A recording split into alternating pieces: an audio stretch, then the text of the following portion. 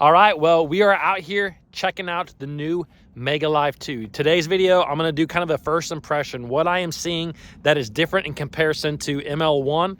I have been fortunate to use a MegaLive for the last 2 years, but I can tell you from just being out here for 10 minutes and looking at this, there are some major improvements. And I was able to catch a lot of fish with MegaLive 1, and so I'm very anxious and very excited to use the ML2. Now, I'm not exactly sure how much catching that we're gonna do today. The water's 40 degrees, so it's pretty cold, but we may be able to coax a fish into biting. But anyways, wanted to kind of give you guys kind of my first impression of this, what is different, and let's go ahead and get on into it. Before we actually go and try to catch some fish, I wanted to just show you what some baits look like on the forward-facing sonar. So I'm actually kind of out here in open water. We're sitting in 27.4 foot of water. It kind of tapers off to about 30 foot. So one of the first things that I noticed right off the bat is obviously the clarity that MegaLive 2 has, which is not hugely different when it comes to what MegaLive 1 was. It was always a very clear screen. Something that was a little bit off with MegaLive 1 that I didn't love, but it was still doable, was the bait tracking. You know, sometimes when you got a bait out there, you know, away from the boat, I mean 70, 80, 90 foot out, it would be difficult at times to see that bait. And I was still able to catch, I mean, I've caught what seems like hundreds of fish on that MegaLive 1, but I do want to show you what kind of the MegaLive 2 looks like. So I have in my hand probably the most popular forward-facing sonar bait, which is a jig head minnow. So I'm going to make a cast out here. To me, I feel like a lot of the fish that I catch are between 40 and 70 foot from the boat. I often keep my forward range set out of 100 so that I can see those fish a little bit earlier, and that's what it's set out right now. I have it at 100 and my down range is set at 40. And so I'm going to make a cast here about 70 foot out so that you guys can see the bait. That's probably a little further, yeah, 80 foot. But look at that bait falling at 80 foot. Look how clear that is at 80 foot. I'm going to kill that bait. I'm going to start bringing it to me. So again, that bait is 75 foot out right now, and it's very easy to see on the graph. Very easy to see on the graph. I mean, 70 foot out, and typically with all manufacturers of forward-facing sonar, the closer that thing gets, I mean, look at how easy it is at 60 foot. That bait is 20 foot down, 60 foot out, now about 55 foot out. Very easy to see your bait, and I absolutely love that. It is very important to be able to see your bait when you are fishing this technique. Now, I just panned away from the bait, which is why it disappeared for a second, but you can see how easy it is to see that bait. So I'm going to reel it up. You can see it coming up pretty easily, and that is phenomenal. And again, that's a jig head minnow. That's not a bait like an Alabama rig that you're going to be able to see very clear. So anyways, I'm going to make a shorter pitch real quick just to see it again. So that's at 35 foot. You can see that bait. You can see the water commotion behind it as it's swirling down to the bottom. That is a huge plus, man. You can actually see the line. See the line? You just saw it for a split second there. That's usually what happens when you see the line like that. It's typically at the beginning of the cast, and it's little micro bubbles that are on the line still. And it typically can go away after a little bit. But anyways, now just so I can show you guys that bait again, I'm going to cast it out. That hit right about 80 foot. It is swirling down, super easy to see. Love that, man. Absolutely love that. How clear it is. I mean, you can see the red. This particular palette that I'm using, guys, is by far one of my favorites. I've used a lot of different palettes with MegaLive. This is a new palette called Doppler, and it is legit. It really makes these baits pop out there. And when you see them, we're going to get into that here in just a minute, but you can see how well you can see that jig head minnow down there. So that is really just really awesome. I love being able to see what your bait is doing at all times.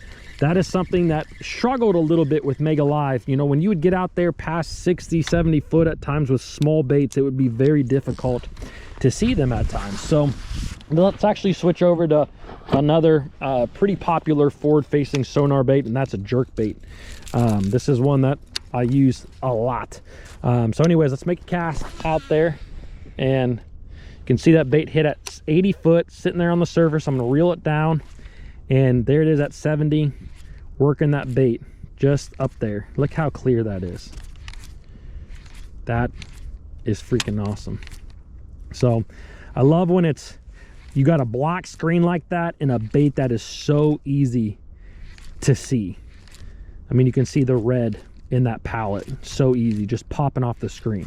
And I'm gonna work it all the way back to the boat. So as far as bait tracking goes, you know, I was able to catch a lot of fish over the years with MegaLive 1, and I think that the bait tracking on this is even better.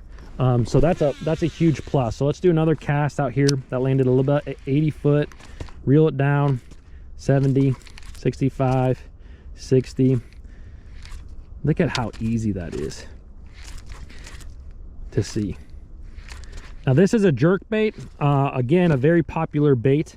Let's actually look at what a really small jig head minnow looks like real quick. As I don't have any crappie minnows with me on the boat, so I just cut off the tail of a bait. So we got about 1.5 inch long bait right here, and I got a little 3/16 ounce jig head. So very tiny little bait. And I just want to see how good that I can see this bait. So again, let's make about a 60, 70 foot cast.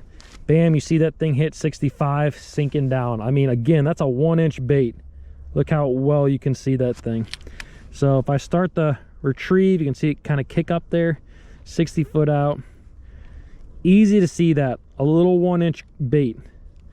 This is something, like I said, I don't want to dog MegaLive 1, but this would have been pretty difficult for me to see past about 50 foot. And you can see there on about a 70 foot cast, it was fairly easy to see. Now, I thought I'd go ahead and show you guys while I'm out here the landscape mode, which in my opinion has greatly improved as well. Something that I noticed with the old MegaLive 1 was there was a very narrow area where you could see the landscape very well. It worked well in that area, but it wasn't quite as broad. But now you can see here, what we got here in front of me is a rock pile. This is actually an old foundation, so you can see a kind of boulder that's all by itself, and then you have just the foundation, an old house foundation right out there. So that's about 50 foot out. Great place that, you know, smallmouth like to get. But you can see the shadow behind it is because that foundation sticks off the bottom, and it breaks the beam from behind it. So, but you can see very easily what we're looking at. So if I kind of pan over here, you can see there's almost a circular object right there. See that, how it's almost like a half circle? That's actually the foundation of an old silo. So there used to be a silo attached to this particular house or whatever was here, and that half circle right there is part of the old silo foundation. So again, very easy to see everything that we got going on here. So landscape mode, to me, it is by far one of the most improved aspects of the new ML2. That's what I'm going to keep calling it. I just like saying ML2. But look how good you can see that silo right there, right?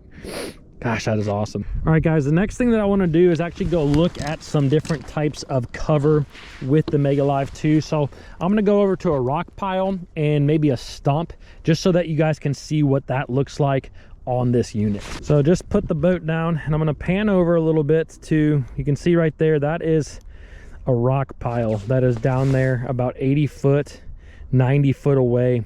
And you can almost see the individual, there's some bigger boulders kind of mixed in there.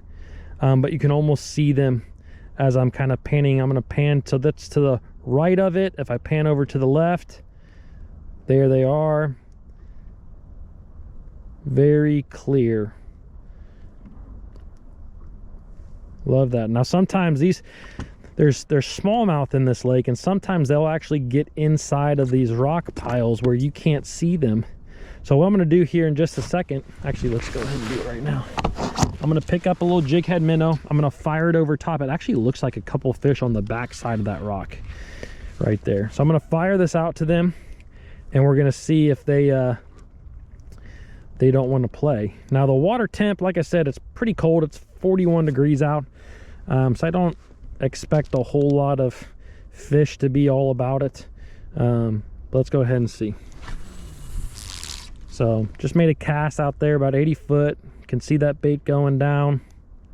Going down, going down, going down, going down. I'm gonna kill it. I'm gonna bring my retrieve. So sometimes this is where you'll see fish jump out of those rocks to eat that bait. Panning around a little bit to see if I see anything. You can see that bait just hovering across the bottom there. Doesn't really look like anyone's home. What's that down there? Let's creep down to him. Nothing. So a lot of what you see down there, kind of those bulges off the bottom are bigger boulders. Really good image of that's big chunk rock down there. Big chunk rock.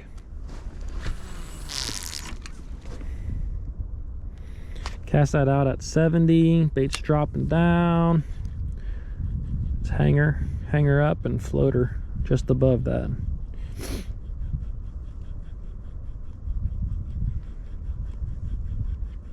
Man, the bait tracking on this is just really taking a big leap upwards. I love it.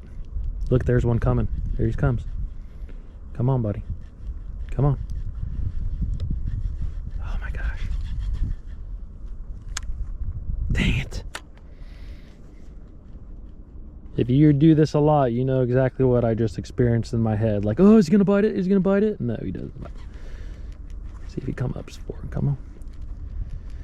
So there's one of the first fish we've seen. You can see him. He came right off that rock, and he's not interested. There's actually a little group of them down there. Those look a little bit like saw guy on this lake,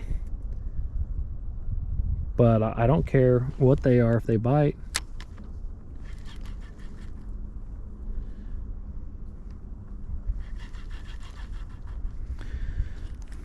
In warmer water, that little pop upwards like that, man, that can really get him to hunt that bait and come up there and hit it.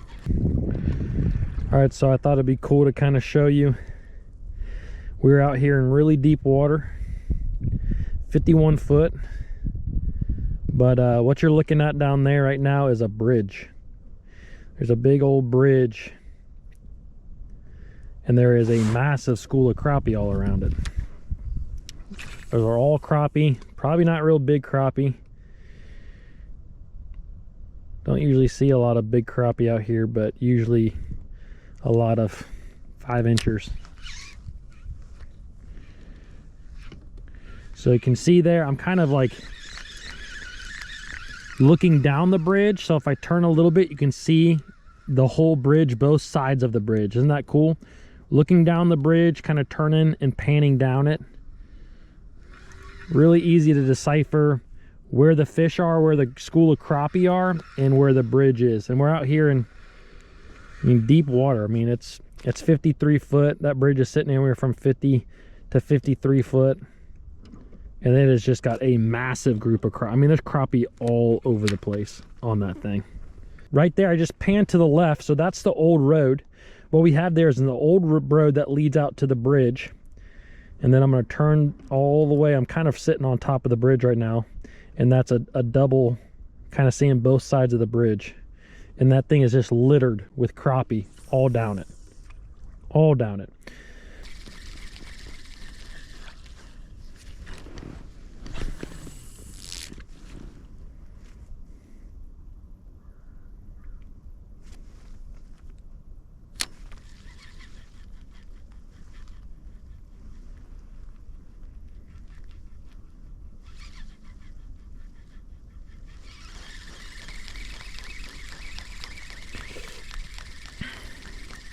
See how clear those fish look right there.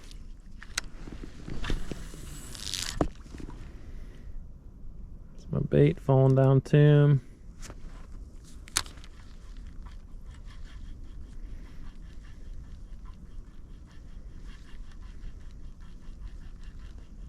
They don't even care.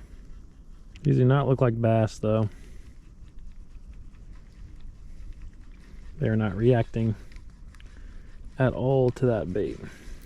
All right, well, I just really wanted to show you guys what MegaLive 2 looked like. We're not gonna do a lot of fish catching in this video. The temperatures are dropping, the wind is starting to pick up, and I am freezing. So I'm actually going to wait to do more of like a fish catching. Maybe I'll do like an hour-long video of using nothing but MegaLive 2 to go out there and catch some fish. But you guys can see it has definitely improved. I really like a lot of things, and I can't wait to just dive into this a little bit deeper. But I did want to show you my first impressions. So guys, hope you enjoyed this video. If you want to learn more about MegaLive, if you want to learn more about fishing offshore, I'm gonna leave a link for a video that I did right here that really explains it a little bit further. Hope you guys enjoyed this one, and I will see you in the next one.